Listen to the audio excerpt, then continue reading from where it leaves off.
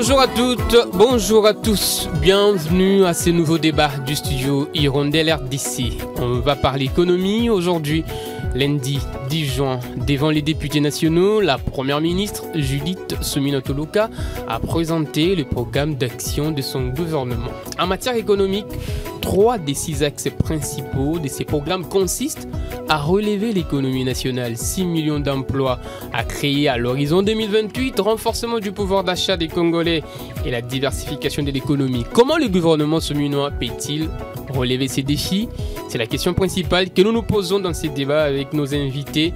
Dans ces studios, nous sommes avec Alki Tengue. Bonjour. Bonjour. Stratège en gouvernance et expert en innovation. À ses côtés, Jean Sekana, bonjour. Bonjour, messieurs les journalistes. Vous êtes économiste du développement et nous avons en ligne, depuis la ville de Bukavu, chef-lieu de la province du Sud Kivu, le professeur Christian Kamala Kagoma. Bonjour, professeur. Oui, bonjour et bonjour à tous les autres co-débatteurs. Vous êtes professeur d'économie, notamment à l'Université catholique de Bukavu, aussi à l'Université officielle de Bukavu. Merci à vous d'avoir répondu à l'invitation du studio Hirondelle RDC. Mesdames et messieurs, je suis Bénédicte Mukinzimpagna. Merci de votre attention à ces programmes du studio Hirondelle RDC et je vous souhaite à toutes et à tous une très bonne condition d'écoute.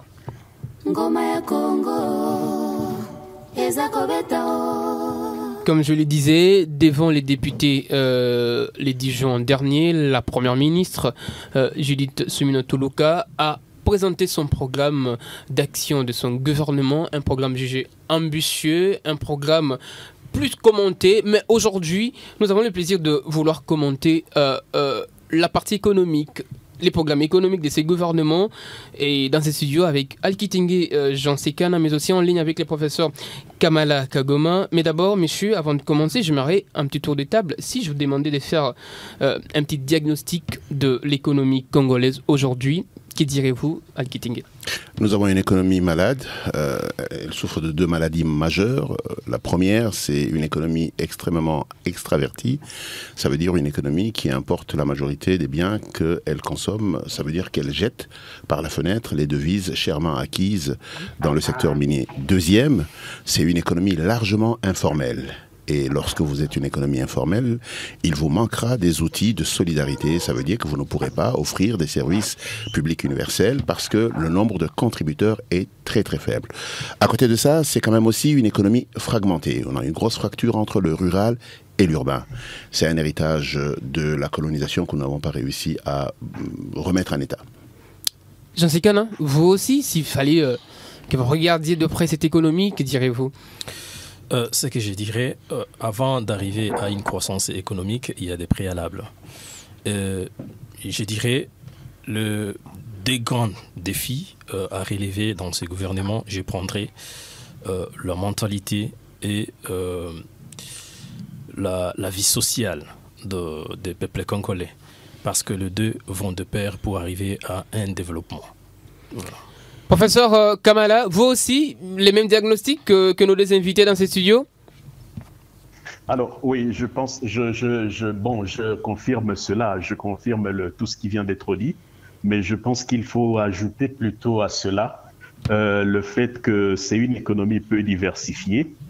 Alors le fait que ce soit une économie informelle, directement ne frappe pas beaucoup, mais c'est plutôt une économie, en plus de, en fait, le caractère informel peut aussi être vu comme la conséquence du fait qu'il soit faiblement réglementé. Alors il y a un petit souci du côté déjà de la réglementation aussi qui fait que le secteur informel se développe davantage. Donc c'est la faible diversification que je vais ajouter à tout ce qui vient d'être dit et la faible réglementation. Voilà. À vous entendre parler, les diagnostics n'est pas bon, donc il y a une maladie et qu'il faut vraiment soigner. C'est pourquoi ces programmes, il entend être plus ambitieux face aux Congolais. Déjà, Madame Suminwa entend dans les 5 prochaines années, à travers des projets, des programmes ou de réformes, stabiliser les cadres macroéconomiques, transformer la structure de l'économie. Enveloppe prévue pour cette cause, Al-Kitingue, c'est 26,9 milliards de dollars, soit 29% ou 30% carrément du coût global de ces projets ambitieux. L'idée du gouvernement est, à travers ces piliers, créer plus d'emplois et améliorer les pouvoirs d'achat des Congolais. Est-ce que c'est un pari qui doit être réussi? Je crois que là, vous vous êtes trompé de chiffre. Il ne s'agit pas de 26, il s'agit de 92. 92, c'est global, oui. Mais concernant l'économie, oui. La part qui a été impartie à l'économie, c'est 26,9. Mais le coût global du projet, avec tous les autres secteurs, c'est 92, bien sûr, comme vous l'avez dit. D'accord. Une chose extrêmement importante en matière de gouvernance, c'est ce qu'on appelle le contrat social. Nous sommes avec un corps malade qui se trouve être la République démocratique du Congo, déchiré entre le rural et l'urbain.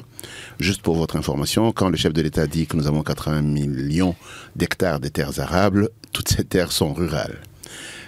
Tous nos minéraux, quand je dis tous nos minéraux sont en milieux ruraux.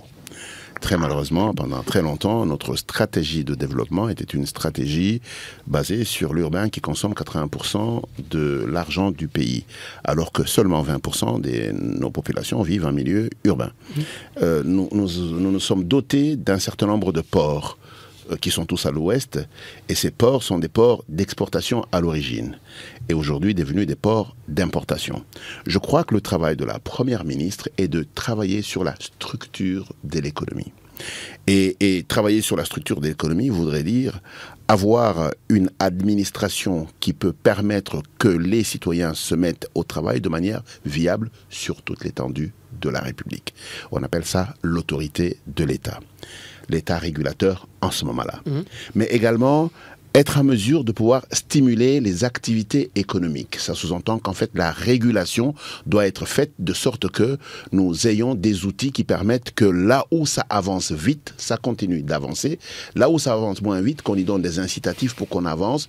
C'est pour ça qu'on a des fonds spéciaux qui sont censés être des fonds de régulation économique. Est-ce qu'elle n'a pas compris ça en voulant donner la part du lion de ce coût global du budget prévu à l'économie? Est-ce qu'elle n'a pas compris ce que elle a certainement compris ça, et c'est une femme brillante, elle sait ce qu'il y a à faire.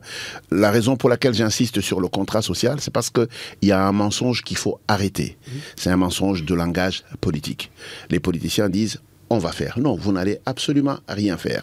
Il faut mettre les citoyens congolais au travail. La seule chose qui peut permettre que ce pays avance, c'est que les gens travaillent et qu'ils travaillent formellement. C'est ce qui va donner à l'État les moyens de pouvoir faire de la redistribution organisée. Vous savez, on a deux secteurs, le secteur de l'éducation et de la santé qui ont un coût. On a toujours tendance à présenter cela comme étant un secteur social. Ce n'est absolument rien du tout d'un secteur social. C'est un secteur d'investissement rentable. Parce que lorsque vous investissez dans des personnes, en intelligence et en santé, ils sont en état de pouvoir travailler pour produire. Et c'est sur la production et la distribution des biens que l'État capte les taxes pour être en mesure de réorganiser le pays. Maintenant, il faut quand même être en mesure de faire un bon diagnostic. C'est de dire, on a tendance à penser que nous sommes un pays éminemment minier. Non, nous sommes un pays éminemment énergétique. Sans énergie, il n'y a pas de mine. Sans énergie, il n'y a pas d'industrialisation du tout. Et donc, il faut savoir sur quel levier on appuie pour être en mesure d'avancer. Entre-temps, il y a ce qu'on appelle les quick wins, les choses rapides à faire pour être en mesure de garder le pays en un état unitaire. C'est la capacité à rétablir une certaine équité nationale. Et c'est pour ça que le chef de l'État a lancé ce programme de développement local qui s'appelle le PDL 145, pour être en mesure d'agir et de faire une inclusion, non pas dans le bénéfice des services publics, mais dans la contribution économique des citoyens sur le travail.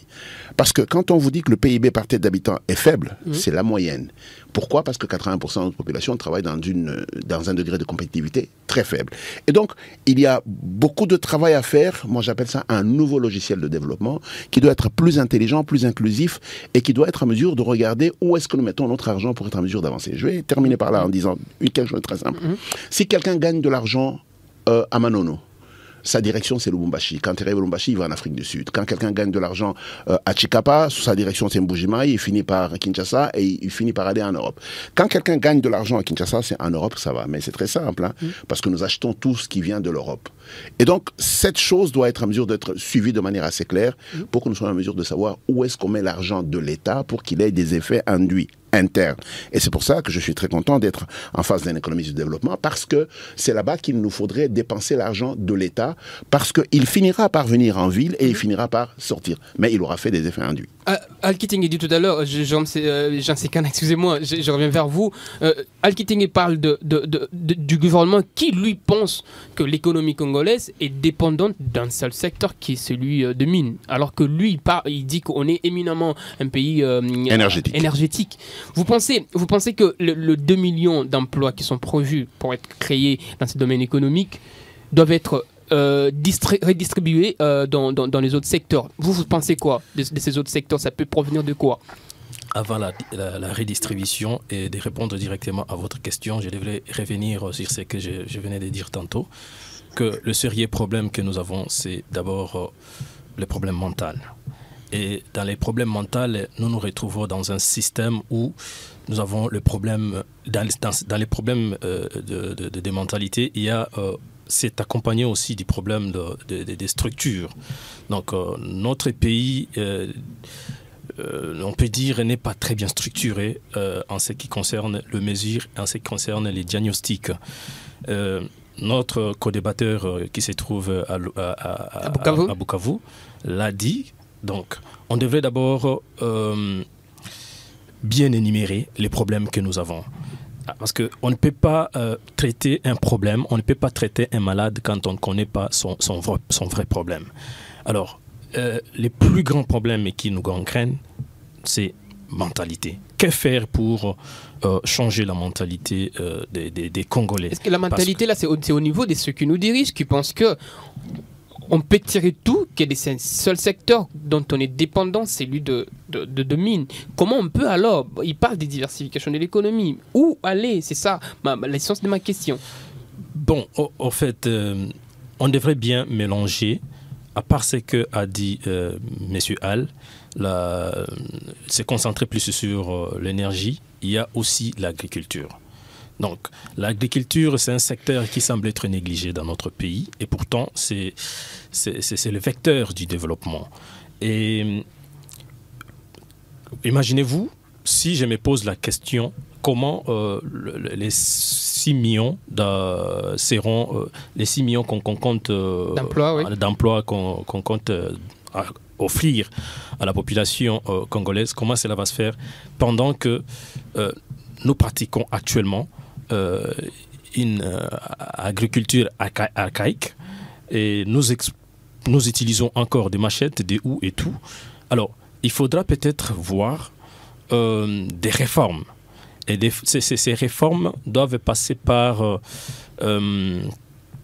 la création des organismes qui peuvent s'occuper uniquement de l'agriculture. Vous voyez. On y reviendra sur cette diversification de l'économie parce que c'est parmi les secteurs qui ont été cités par Madame la Première ministre en voulant tout décliner. Professeur Kamala, je reviens vers vous. Vous parliez tout à l'heure d'une économie qui est essentiellement informelle. Al-Kitingue revenait aussi là-dessus. Mais comment alors inciter toutes ces PME à vouloir basculer dans l'informel? Parce qu'on sait que le secteur n'est pas aussi propice pour les petits entrepreneurs, pour les petites entreprises à vouloir aujourd'hui basculer dans l'économie formelle. Merci pour la question. Alors, avant que je ne réponde directement à votre question, je vais peut-être faire un petit retour théorique, théorique et factuel. En fait, l'économie est faite pour l'humain. L'économie est faite pour la population et lorsqu'on regarde la structure résidentielle de la population congolaise, on se rend compte que 64% de la population congolaise vit dans le milieu rural. C'est seulement 36% qui est dans le milieu urbain et semi-urbain. Certes, il y a une forte urbanisation dans le pays. Il y a une tendance à l'exode rural pour plusieurs raisons, l'insécurité, la proximité avec les peu d'infrastructures et donc les peu de facilités de vie qui existent. Il y a plusieurs raisons, mais cela n'empêche que la population reste essentiellement rurale.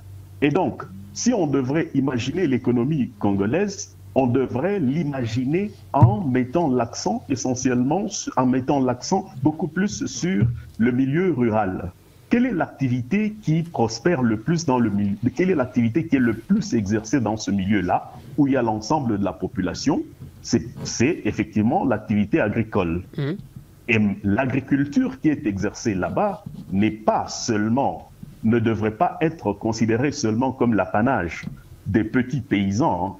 Donc, on ne devrait pas imaginer l'agriculture au niveau de la subsistance, mais on devrait aussi, intervenant, qui a parlé des effets induits.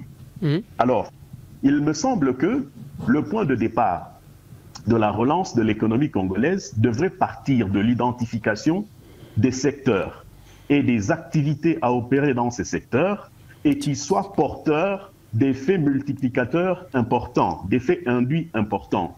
Professeur, alors, on parle de l'agriculture, du tourisme, on parle de l'industrie. Est-ce que vous pensez que eux-mêmes, le gouvernement qui met en place ce programme, a réellement fixé ou touché les vrais problèmes? Ah non, c'est vers là que je suis en train d'aller.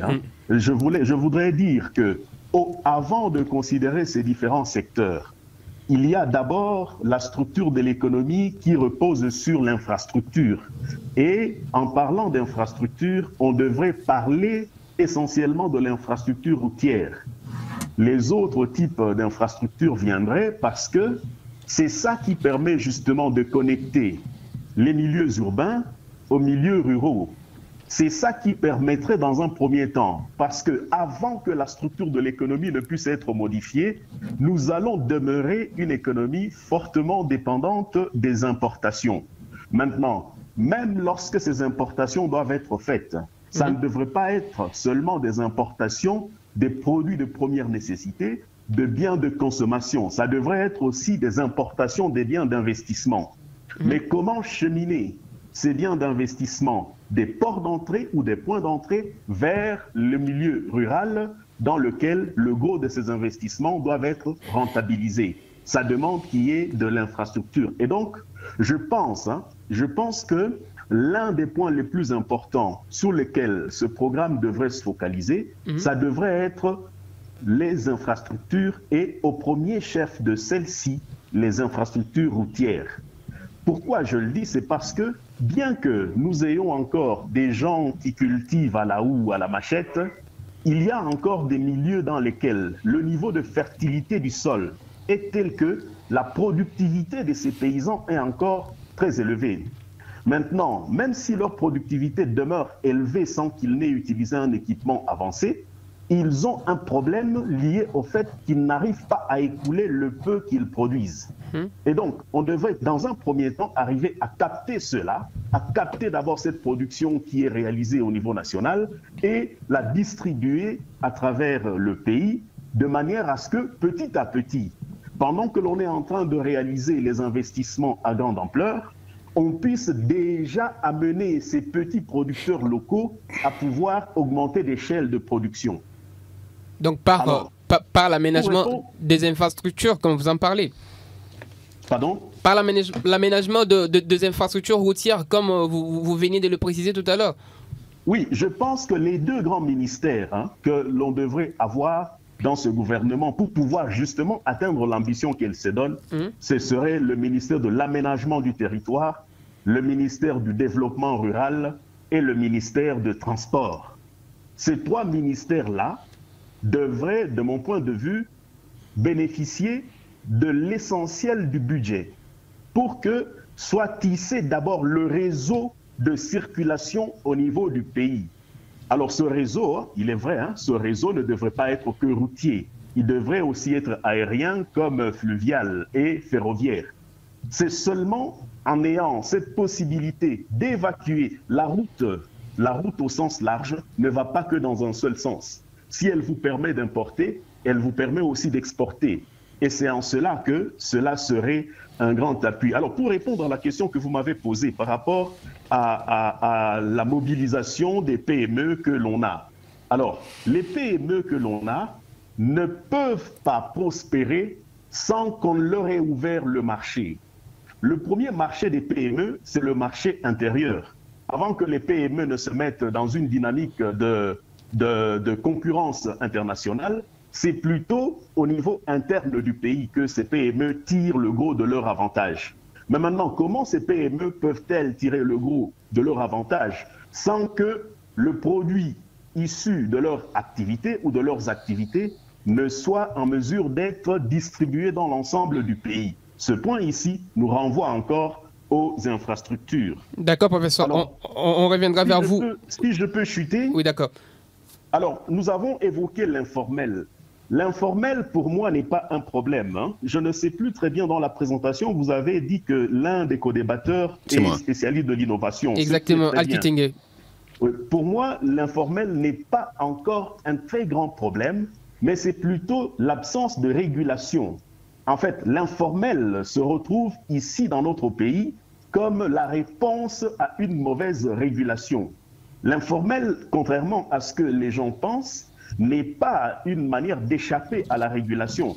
Nous avons plutôt un système de régulation économique. Le ministère de l'économie fait une régulation qui ne s'adapte pas à la structure de production du pays. Et donc, ceux-là qui pensent avoir la possibilité de pouvoir eux-mêmes initier des activités et pouvoir en tirer avantage, ils préfèrent évoluer parallèlement à cette régulation qui n'est pas inclusive pour eux. Et en ce qui concerne l'innovation, l'informel constitue pour moi la chance en termes d'innovation. Alors, pour être un peu terre à terre, c'est que je me retrouve un jour dans une parcelle à Kintambo et je retrouve des jeunes qui ont fait la chimie à l'Unikin. Ces jeunes-là sont dans des baraquements où ils sont en train de travailler toute la journée. À la fin de la journée, je leur demande ce qu'ils faisaient là-bas. Ils me disent qu'ils ont une usine de peinture et qu'ils fournissent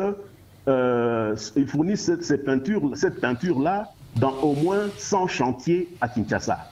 C'est des jeunes hommes qui ont bien étudié, ils ont bien appris à opérationnaliser ce qu'ils ont appris à l'université, et vous voyez qu'ils créent la possibilité de produire, mais ils ne sont pas accompagnés, et donc ils préfèrent se développer parallèlement à la régulation qui existe. D'accord.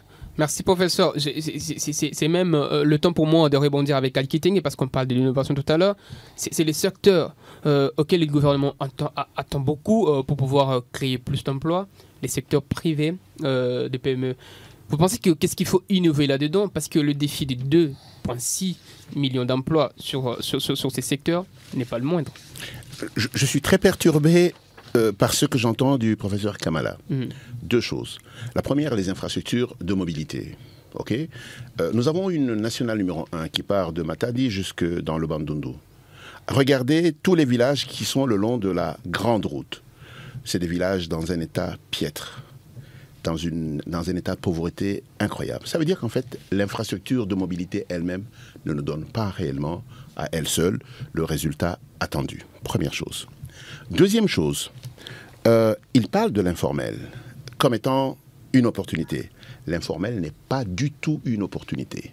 L'informel, c'est justement la manière de s'isoler. Pourquoi? Parce que ça empêche à l'État de pouvoir agréger les moyens pour être en mesure de revenir avec ce qu'on appelle les services publics universels. Et ça, les gens n'ont pas compris. Vous voyez un pousseur de chariot qui, à longueur de journée, travaille dur, il gagne un peu d'argent, et vous avez l'impression que ce gars travaille. La première fois qu'il tombe malade, il meurt. Parce qu'il n'est pas dans un système. Mais je ne veux pas revenir sur ça. Je voudrais revenir sur la diversification, qui est quelque chose de beaucoup plus important. La diversification a deux composantes. La première composante, c'est la diversification géographique. Si vous regardez le niveau de production des biens sur le territoire congolais, c'est 3 ou 4 provinces, et le reste, c'est carrément vide, de manière formelle. Ça veut dire que la première des choses, c'est d'essayer de pousser la productivité dans toutes les provinces.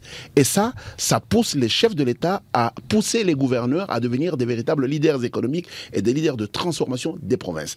Et des provinces, on descend aux entités territoriales décentralisées et beaucoup plus bas pour qu'on soit en mesure, chacun à son niveau, de mettre les citoyens à l'épreuve. Mais comment alléger cela? Parce que le vrai problème, c'est qu'on dit que le côté formel de l'économie est beaucoup plus saturé par une légalisation qui ne permet pas aux petites et moyennes entreprises de pouvoir y accéder. Je reviens. La fiscalité, beaucoup d'autres choses. Je reviendrai vers vous, professeur Kamala, on finit avec je vais y arriver. Je placer un petit mot pour clarifier ce point-là.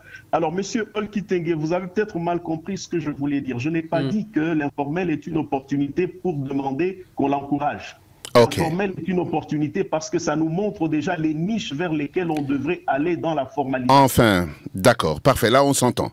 D'accord, alors je disais, le deuxième facteur de la diversification, il est sectoriel.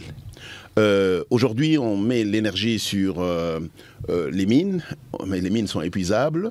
Il faut le savoir, et donc il faut les exploiter avec intelligence. Et aujourd'hui, on ne transforme pas suffisamment les produits miniers parce qu'il nous manque de l'énergie.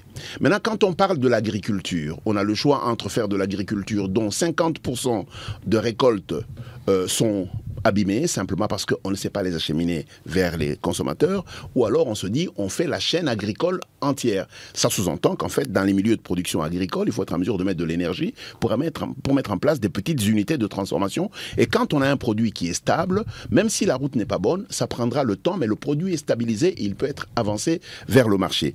Et à côté de ça, il y a un secteur très important qui se trouve être le secteur de tourisme. Et le tourisme est un secteur porteur du développement. Et il est important que les gens se rendent compte que non, il ne s'agit pas des 6 400 000 emplois dont on a besoin pour avoir un pays stable. Il s'agit des 15 millions d'emplois. Le premier palier, celui que le chef de l'État vise, est de 6 400 000, parce qu'il faut savoir que notre pays, c'est à peu près 100 millions de personnes, et avec une moyenne par famille de 6 à 8, ça sous-entend qu'en fait, si nous désirons mettre tous les citoyens à contribution, il nous faut arriver à créer minimum, de manière formelle, 15 millions d'emplois, pour avoir ne serait-ce qu'un emploi par foyer. Je voudrais revenir sur quelque chose d'extrêmement important. Toute notre stratégie d'entrepreneuriat, elle est urbaine. Non, notre stratégie d'entrepreneuriat doit être un entrepreneuriat rural. Et si vous allez dans un entrepreneuriat rural, il y a les métiers que l'on retrouve dans les milieux ruraux, et on doit y être en mesure d'y amener de l'intelligence. Aujourd'hui, si vous allez dans les milieux ruraux, à cause de l'exode. Donc l'agriculture est parmi le défi. L'agriculture intelligente, l'agriculture organisée, la chaîne agricole. Ça sous-entend qu'en fait, le pays doit se battre pour faire l'exode inverse. Attirer le maximum de gens dans les milieux ruraux, là où se trouvent les plus grands défis. Mais dans les milieux ruraux, il n'y a pas que l'agriculture, les amis. Je vous ai dit ici que toutes nos réserves minières sont dans les milieux ruraux. Et donc, au lieu de laisser ça aux bandits, aux voyous, aux délinquants qui finissent par faire la guerre, il faudrait que nous ayons des programmes techniques pour que nous soyons en mesure de pouvoir approcher cet aspect de notre richesse également. Et je pense que toute la question de l'entrepreneuriat rural devient une question fondamentale. Aujourd'hui, nous avons un ministre qui est en charge de l'industrie et du développement de l'entrepreneuriat. Ça sous-entend qu'en fait, ce monsieur a entre ses mains les outils nécessaires pour amener la très petite et la petite et moyenne industrie dans les milieux ruraux où nous en avons besoin. Et ça va en alignement avec la vision impulsé par le chef de l'État sur le PDL 145 qui demande que nous amenions la productivité et la capacité de produire dans les milieux les plus reculés, de sorte que nous ayons ce qu'on appelle le développement à la base. D'accord. Jean Sekane, par rapport à ce que vous venez d'entendre, que ce soit du côté du professeur Kamala ou de M. Kitenge tout à l'heure, M. Kitenge parle en fait d'une diversification géographique et sectorielle de l'économie, alors que le professeur lui penche beaucoup plus du côté des infrastructures qu'il faut vraiment innover ou réhabiliter carrément pour pouvoir permettre à cette économie de pouvoir plus se diversifier. Vous êtes de quel côté? Je suis d'abord du côté de l'éco-débatteur Kamala, le professeur Kamala, oui. Oui, parce que il faut d'abord créer des infrastructures routières pour qu'enfin penser à l'agriculture, parce que on peut bien produire, comme venait de dire notre co-débatteur Al Kitenge, on peut bien produire, mais quand il n'y a pas de route pour évacuer ces produits, c'est un travail qui sera considéré comme en vain. Et la construction, ou soit la création la construction des infrastructures devrait être fait tout en tenant compte de produits que la province ou soit cet espace voulait faire, pour qu'en sorte qu'on prenne, si on veut par exemple créer des infrastructures routières au niveau des Kindu pour le Lubumbashi par exemple, il faudra se poser la question sur qu'est-ce que Kindu va produire pour amener à Lubumbashi et qu'est-ce que Lubumbashi pourra également produire pour amener à Kindu. Et identifier ce genre d'éléments pour que cela soit des éléments moteurs pour nous amener à créer ces infrastructures routières. Alors, je vais également parler en ce qui concerne l'agriculture. Il faudra que le ministère de l'Agriculture puisse... C'est pas que le seul secteur. Je pense que vous revenez beaucoup plus sur l'agriculture, mais la diversification de l'économie ne doit pas être essentiellement basée que sur l'agriculture. Oui, il y a plusieurs domaines. Je peux aller sur autre chose. Par exemple, nous avons comme atout notre forêt. Vous voyez, c'est après l'Amazonie que nous prenons la deuxième place. D'autres pays comme là où se trouve l'Amazonie, c'est au Brésil. Le Brésil bénéficie de ce que les pays les plus polluants donnent. Mais nous, qu'est-ce que nous bénéficions? Il n'y a rien. Alors, il faudra que notre gouvernement travaille aussi pour ça, afin que nous puissions, bénéficier aussi comme les autres. À part ça, nous avons nos lacs. Nous avons aussi les climats, c'est un atout chez nous. Mais qu'est-ce que nous en faisons avec? Au-delà de ça, même le nombre de la population, c'est quelque chose qui pourrait être considéré aussi comme atout, mais que nous n'exploitons pas.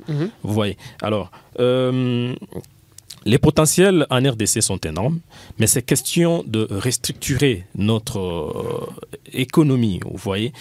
Savoir à quel moment ou quand est-ce qu'il faut prendre une telle décision et accompagner beaucoup plus c'est là qu'ils doivent prendre ces décisions.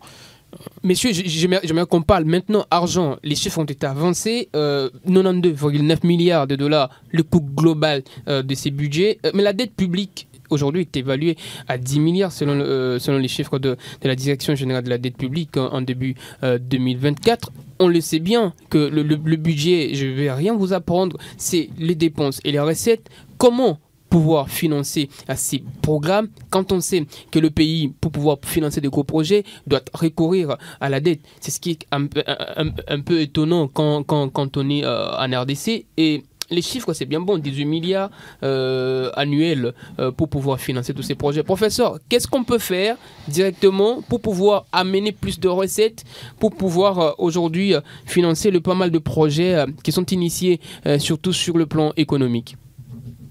Je ne répondrai pas directement à la question, mais je vais réfléchir avec vous à haute voix.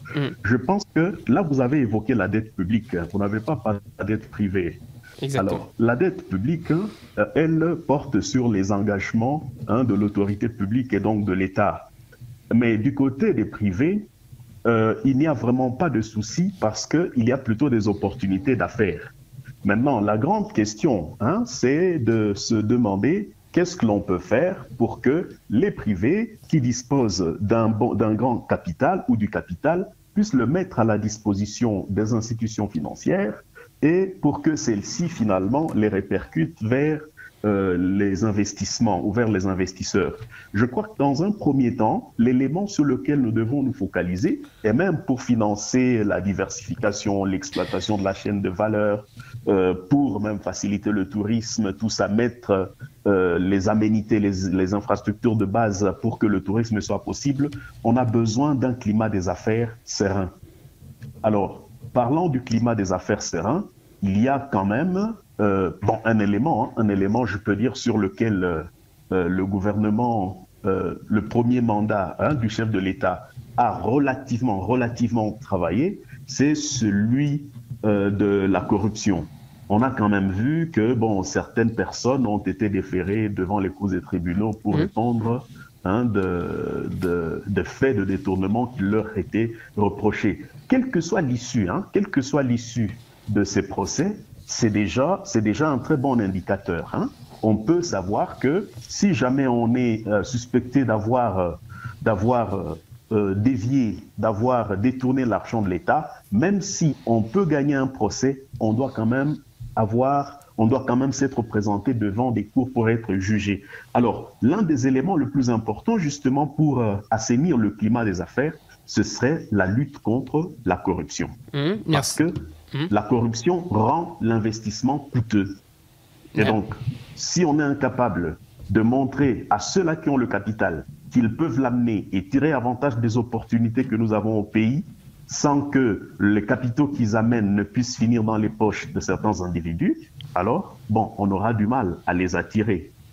Donc voilà, dans un premier temps, ce que je peux dire. Le deuxième élément, rapidement, et professeur, je pense que de ce point de vue, pendant le gouvernement est en train de réussir, parce que je vois maintenant des fonctionnaires de l'État que l'on envoie à des niveaux de formation bien focalisés et très avancés, ce serait d'accroître la productivité des agents de l'État. Et donc, beaucoup investir dans des formations hyper professionnelles pour que les gens sachent comment exécuter les tâches pour lesquelles ils sont appelés à répondre devant la population. D'accord. La qualification des agents de l'État, parce que quelqu'un qui a besoin d'avoir un papier pour qu'il puisse aller négocier une dette à la banque, vous le faites attendre pendant 2 jours, alors que dans d'autres pays, ça prend 1 minute. Vous voyez déjà l'élément de différence en termes de concurrence que ça crée. D'accord. Alkitingue, par rapport à ça, doit-on avoir peur de s'endetter quand on sait que les chiffres avancés ils sont énormes et que mobiliser les recettes aujourd'hui de manière saine, c'est compliqué en RDC? Non, ce n'est pas du tout compliqué. Grâce à l'IGF, on s'est rendu compte que nous avons un potentiel économique énorme. Le professeur Mukoko Samba, qui est aujourd'hui ministre de l'économie, disait à l'époque que nous étions un panier troué et qu'il y avait coulage de recettes. Mais grâce à un resserrement dans la discipline opérationnelle, on s'est rendu compte qu'on peut passer des 4,7 à 12, puis 16 milliards de dollars sur le même PIB. Et la réalité, c'est que nous n'avons que 12% du PIB en termes d'endettement. Nous sommes un pays sous-endetté. Nous devons encore nous endetter davantage, mais le bien de cet endettement doit être de l'endettement d'investissement. Et c'est très important. Et par contre, je voudrais revenir sur un petit facteur qui est celui de la corruption et du climat des affaires. Nous sommes dans un pays où on pense que les opérateurs économiques sont des saints. Oh non, nous avons sur la table Glencore qui a été frappé de preuves de corruption. C'est une société suisse. Nous avons Kibali Gold, dont on vient de découvrir qu'il détourne l'attention de l'État en utilisant des prête-noms. Ça veut dire qu'en fait, en réalité, ils se mettent en situation de fraude. Nous savons ce qui s'est passé avec Sycomine. Ça veut dire qu'en fait, si nous devons avoir un environnement de compétitivité, l'État a l'obligation de se battre pour déraciner la corruption. Et vous savez, j'ai écrit un livre qui s'appelle Sine qua non, afin de déraciner la corruption. Mais également, les opérateurs économiques doivent être des hommes sérieux. Et ce n'est pas nécessairement le cas aujourd'hui. Et aujourd'hui, nous revenons à ce que je disais au début, nous devons être en mesure d'avoir ce qu'on appelle un contrat social. L'État doit être sérieux, les opérateurs économiques également doivent être sérieux. Mais on sait qu'en République démocratique du Congo, la plupart des réformes, on parle de la grande lors du premier quinquennat de Félix Tshisekedi, qui était celle de rendre l'éducation au niveau de l'école primaire gratuite. C'était les financements. Et la couverture santé universelle. Une grande partie de cet argent, c'est de l'argent local. Il faudrait savoir... Mais la majorité de la Banque mondiale. Non, justement, c'est la grosse erreur que vous avez. La Banque mondiale ne nous donne pas de l'argent. La Banque mondiale nous prête de l'argent. Et ça augmente la dette. Nous ne sommes qu'à 12%. Je vais vous donner 2 indicateurs. La France a 130% d'endettement par rapport au PIB. Le pays le plus endetté du monde s'appelle le Japon. Il a 245% du PIB. On n'en a jamais parlé. Les dangers ne se résumeront pas au niveau où les prêteurs n'auront pas confiance à pouvoir vous rendre de l'argent. Parce qu'on regarde aussi votre PIB, le PIB de la RDC et celui du Japon et de la France ne seront pas la même chose. Non, je parle des ratios justement. C'est pour ça que je parle des ratios. Et ça veut dire que nous, avec notre PIB, on peut encore emprunter davantage. La beauté d'un emprunt et le sérieux d'un emprunt, c'est quand vous le mettez dans un investissement qui va permettre le remboursement. Et donc, lorsque vous regardez notre PIB par tête d'habitant, nous sommes parmi les pays les plus pauvres. Qu'est-ce que cela veut dire? Ça veut dire que nous ne travaillons tout simplement pas. Et pour qu'on soit en mesure de travailler, il faut être en mesure d'investir. Et je reviens sur ce que je disais tout à l'heure, il faut investir partout. Ça veut dire avoir une équité au niveau territorial, mais il faut investir dans tous les secteurs pour avoir une économie diversifiée et stable. Et il faut savoir que nous sommes un pays éminemment énergétique. Et le secteur minier est un secteur épuisable. Et je voudrais terminer sur quelque chose de très simple. Il y a un pays qui s'appelle le Cameroun, qui nous donne une leçon sérieuse. Au Cameroun, ils ont entamé une procédure que l'on appelle l'import-substitution. Ça veut dire qu'en fait, ils font la liste de tout ce qu'ils importent et ils essaient de voir qu'est-ce qu'ils peuvent produire localement. Et ils investissent de l'argent pour substituer la majorité des importations par de la production locale. Et je pense que c'est quelque chose que la République démocratique du Congo devrait être en mesure de faire. Et la dernière chose que j'ai envie de dire, c'est que ce que nous avons vis-à-vis de l'extérieur, nous devons l'avoir à l'intérieur. Je trouve suffisamment bête, pour notre part, de prendre de l'huile à l'Équateur, la ramener à Kinshasa, fabriquer des savons et prendre des savons et les renvoyer à l'Équateur. Je pense qu'il y a quelque chose qui ne marche pas. S'il y a un endroit où on devrait fabriquer des produits à base oléagineuse, ça devrait être à l'Équateur, là où il y a la matière première. Et ce qui manque là-bas, c'est l'énergie. Et donc, nous devons être en mesure de pouvoir avoir ce que j'appelais ici le plan stratégique national, mais également les plans stratégiques provinciaux et les plans stratégiques des entités territoriales décentralisées. Et c'est seulement comme ça qu'on pourra avoir un parcours optimisé, que l'on appelle les cycles courts. Un produit arrive, vous le travaillez, et alors seulement, vous pouvez être en mesure d'amener sur le marché des produits à valeur ajoutée. L'énergie vient avant les infrastructures de mobilité. Regardez bien le monde. Création d'emplois, et c'était les premiers points, mais aussi il y a un autre deuxième, c'est que la Première ministre, dans son gouvernement, dans son programme d'action sur le plan économique, elle veut redonner du pouvoir d'achat aux Congolais. Professeur Kamala, je reviendrai vers vous tout à l'heure, Jean Sekana, pour réaction. Professeur Kamala, comment on peut redonner du pouvoir d'achat aux Congolais quand ils savent que leur monnaie aujourd'hui s'est dépréciée du jour le jour?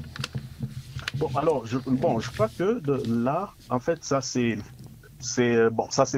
plus un objectif politique, hein. Parce que c'est la conséquence de la relance de la production. Lorsque vous avez un système de production qui est actif et que vous avez un mécanisme de répartition qui fonctionne, il est tout à fait évident que cela joue sur le pouvoir d'achat de la population. Alors, la monnaie, en principe, la monnaie, elle ne vient jouer là qu'en termes de valorisation des transactions à réaliser. C'est vrai que lorsqu'on ne la gère pas très bien, ça finit par impacter sur le pouvoir d'achat de la population. Mais en principe, si on avait un système productif qui fonctionnait normalement, cette dépréciation du franc congolais ne devrait pas avoir la même ampleur. C'est vrai qu'il existe de l'inflation même dans d'autres économies du monde, mais pas à la même hauteur, pas avec la même ampleur que ce que nous avons. Et chez nous, ça se renforce davantage parce que justement, nous n'avons pas un système de production qui est suffisamment actif. Et donc, tout ce que nous venions de dire tout à l'heure là, la mobilisation, la redynamisation des différents secteurs dans l'économie, la facilitation de la circulation de ces biens produits dans le pays, ça devrait avoir directement un impact sur le prix de ces différents biens et par conséquent sur le pouvoir d'achat de la population. Mais maintenant, si on veut prendre le pouvoir d'achat du côté du niveau de revenus à donner aux citoyens, alors le marché, qu'on le veuille ou non, le marché du travail fonctionne dans des conditions de concurrence pure et parfaite. Et en concurrence pure et parfaite, les facteurs sont rémunérés à leur productivité marginale. Sans un investissement important dans la compétence des travailleurs, sans un investissement important dans la santé et l'éducation des travailleurs, il n'est pas facile de pouvoir leur donner le niveau de compétence qu'il faut pour que le marché les rémunère à un niveau très élevé. Et donc là, je crois que ça rejoint tout ce que nous venions de dire là tout à l'heure. Le pouvoir d'achat de la population va de pair avec la redynamisation de l'ensemble de l'économie. Vous êtes d'accord avec ça, Jean Sekana? Exactement, je suis d'accord, mais tout simplement, je peux ajouter ceci. Il faudra que la Banque centrale puisse revoir sa politique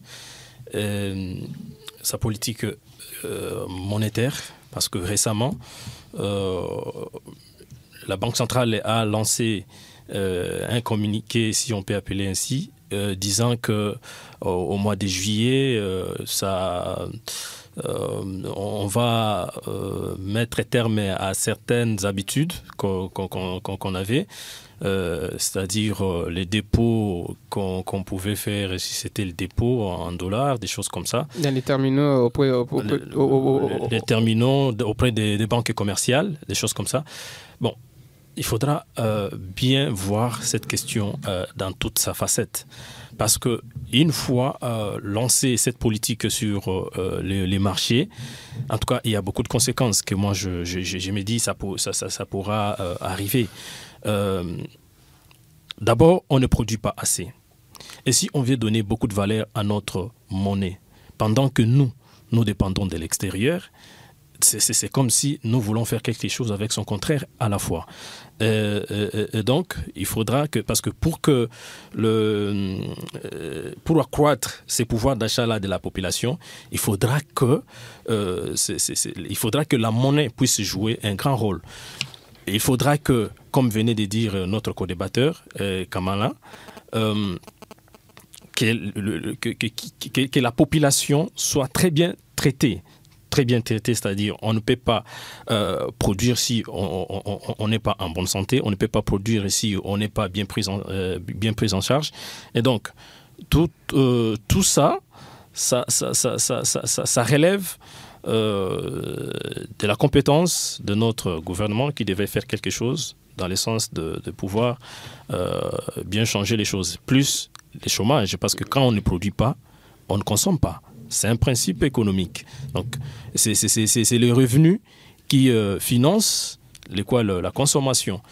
Et pourtant, nous avons un grand nombre de chômeurs. Donc, il faudra peut-être voir comment trouver solution à ces problèmes-là. Al-Kitingue, le problème du pouvoir d'achat redonné aux Congolais est aussi question de la valeur de sa monnaie en République démocratique du Congo, les fluctuations sur le taux de change, les problèmes de la dépréciation du franc congolais face au dollar américain.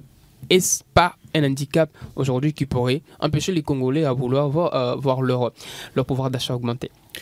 D'abord, moi je suis toujours gêné d'entendre cette notion du pouvoir d'achat. Vous savez, c'est une terminologie qui est très raciste. Vous savez, dans l'éducation financière en Occident, on apprend aux enfants à investir. Quand vous avez l'argent, vous avez le pouvoir d'investir. À nous, les Africains, on dit quand vous avez l'argent, vous avez le pouvoir d'achat. Le pouvoir d'achat, ça veut dire de dépenser.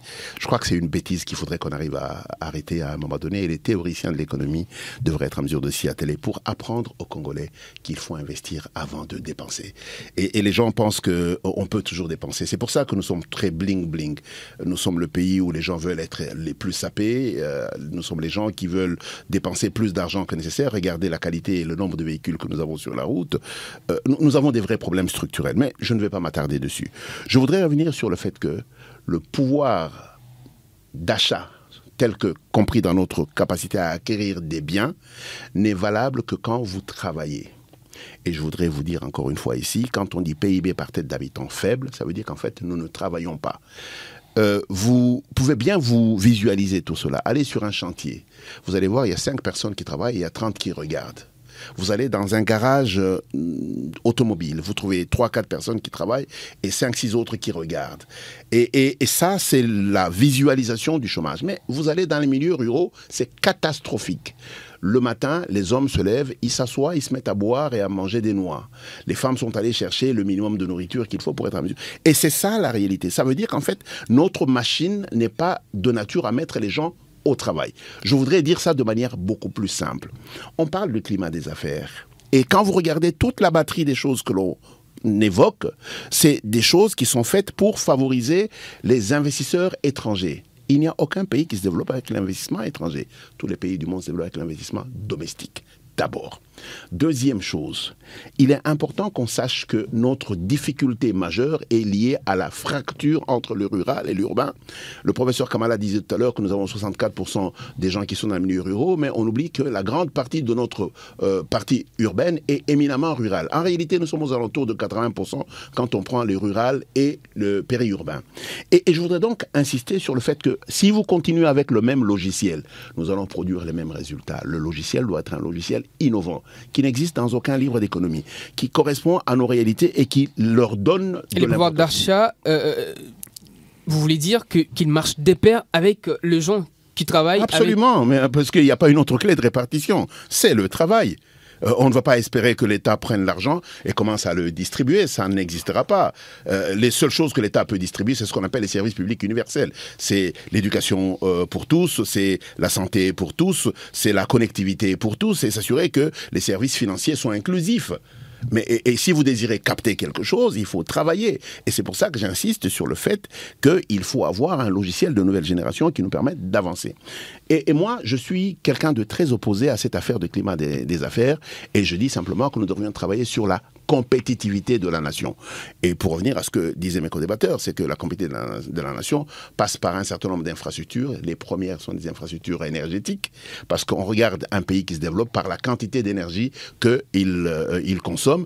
Et il consomme cette énergie non pas en éclairant et en chargeant les téléphones, mais en transformant les biens. C'est très important. Deuxième, des infrastructures de mobilité, parce que tu ne bouges pas des choses qui n'existent pas. Il faut produire pour être en mesure de les bouger. À côté de ça, l'intelligence. Il faut former les gens. Nous devons être formés aux sciences du futur. Nous devons avoir des gens qui se préparent à ce qui va arriver demain et pas à ce qui arrive aujourd'hui parce que c'est déjà dépassé. Et là-dessus, c'est extrêmement important. Je vais terminer avec une petite observation pour notre ami qui parlait de la BCC et des TPE. La seule chose que je lui demande, c'est de lire effectivement la note de la première ministre, de la gouverneure de la Banque centrale, parce qu'elle n'évoque pas la question que lui évoque. Exactement. Nous passons à un autre sujet pour pouvoir tout boucler. C'est ce que vous venez de relever tout à l'heure. Il nous reste pratiquement 10 minutes pour pouvoir boucler cette émission. Professeur Kamala, Al-Kitenge parlait tout à l'heure de l'investissement étranger versus investissement domestique, parce que dans les prochaines années, c'est l'objectif qui s'est fixé, les gouvernements sominois, de pouvoir donner plus d'emplois, et plus d'emplois proviendraient quand les nationaux aujourd'hui prendront cette question à bras le corps. Comment aujourd'hui les pousser à vouloir plus investir pour que le marché congolais ne soit pas dominé qu'essentiellement par la main-d'œuvre étrangère? Alors là, c'est plusieurs questions. Comment booster l'investissement et la domination de la main-d'œuvre par la main-d'œuvre étrangère? Je crois que ça fait deux questions différentes. Mais la question de la main-d'œuvre, je crois que c'est Al-Kitenge. Il a déjà parlé de la productivité. Bon, on avait déjà discuté autour de la productivité. En fait, c'est la productivité qui est à la base de la compétitivité, aussi bien sur le marché du travail que entre pays. Alors moi, je pense qu'il y a une étape qui manque peut-être chez nous. Nous savons que nous avons des ressources. Nous savons que nous avons un grand potentiel énergétique. C'est un potentiel. Nous ne produisons pas encore de l'énergie telle que nous devrions en produire. Nous savons que nous avons un potentiel minéral. Nous savons que nous avons un potentiel forestier. Nous savons que nous avons un potentiel aussi bien aquatique qu'hydrique. Alors, c'est un potentiel qui existe. Mais qu'est-ce que nous faisons? Quel est le cadre, quel est le cadre réglementaire, le cadre opérationnel que nous mettons en place pour que ce potentiel soit converti en réalité? Je crois que c'est là, toutes les politiques à mettre en œuvre au niveau du pays devraient tourner autour de ça. Et alors, il y a des politiques qui devraient avoir une visée de court terme et d'autres qui devraient vraiment être de l'ordre stratégique et donc se mettre dans l'optique du long terme. Alors, ces politiques-là ne devraient pas être imaginées rapidement comme nous le faisons. Nous devrions, en principe, le ministère du Plan est censé faire ce travail. Le ministère du Plan est censé déterminer quels sont les enjeux qu'il y a au monde aujourd'hui et qui pourrait justement nous mettre en bonne position lorsque nous entrons dans l'optique de l'échange international. Le ministère du Plan devrait, en principe, nous aider à faire des prévisions des biens et services qui seront demandés demain dans le monde et que nous pouvons produire à meilleur niveau de compétitivité, c'est-à-dire et que nous pourrons produire et nous situer en bonne posture chaque fois qu'il faut entrer en compétition avec d'autres. Le même ministère du Plan devrait finalement nous dire, parce que la RDC a l'avantage que, étant très grande, occupant une très grande superficie, il y a une forte diversité entre les provinces. Maintenant, s'il y a une grande diversité de potentiel entre les provinces, on devrait envisager un échange entre ces provinces.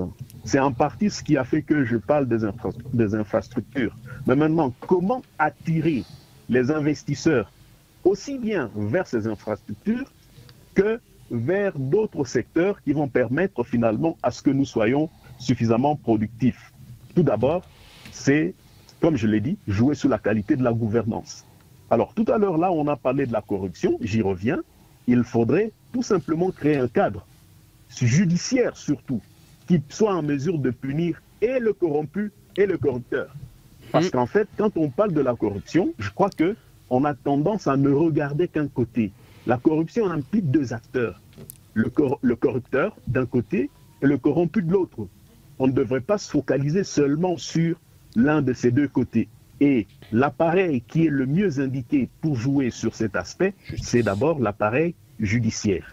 D'accord. La deuxième chose, je pense que de ce point de vue, je me permets de le dire, Madame Kabedi, la gouverneure de la Banque centrale, elle fait le travail qu'il faut faire. Je crois que du côté de la gestion de la monnaie, du côté de la régulation du système monétaire, très peu de gens feraient mieux que ce que Mme Kabedi fait comme gouverneur de la Banque centrale. Maintenant, il faudrait aller un peu plus loin.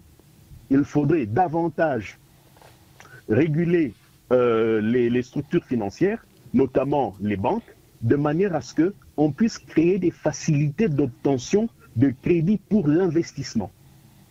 Parce que nous sommes dans une économie où nous n'avons pas des banques d'investissement. Hein? Nous devrions penser à des banques d'investissement, à une banque de crédit agricole par exemple, le FPI qui est le Fonds de promotion industrielle et qui est une structure financière, elle collecte des fonds auprès des industries existantes et peut les mettre à la disposition d'autres investisseurs qui veulent en avoir, ne devrait pas se mettre à donner de l'argent aux politiciens. On devrait plutôt donner des crédits aux investisseurs.